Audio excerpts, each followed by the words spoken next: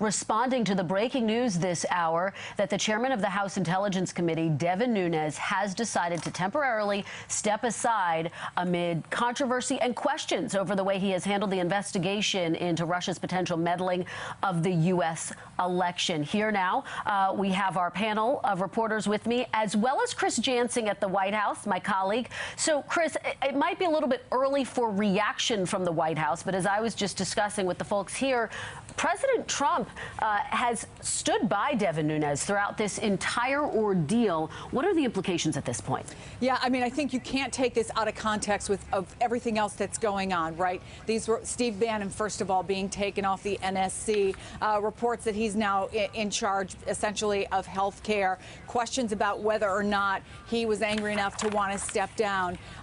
All of this stemming, according to our reporting, from concerns by the president. He's seeing his dropping poll numbers down into the 30s. By the way, a poll just yesterday showed that almost two-thirds of the respondents said that they thought that Nunes needed to recuse himself.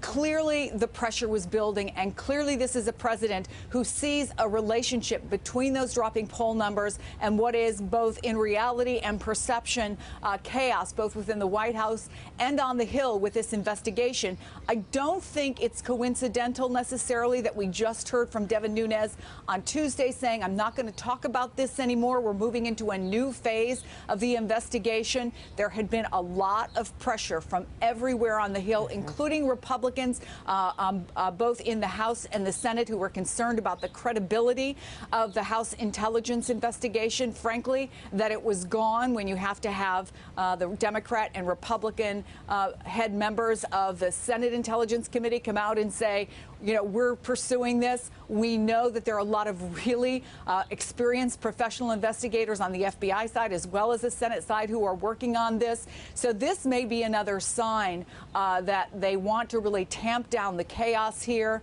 They want to be able to focus on what is, as you well know, Kristen, the growing number of pressing issues for this president. Domestically, of course, he has health care. He's talked about infrastructure. He's talked about trade in just the last 24 hours. But as he goes to Mar-a-Lago to meet with President Xi, he's got to face more trade issues. He has the North Korea situation, as well as what is he going to do about Syria.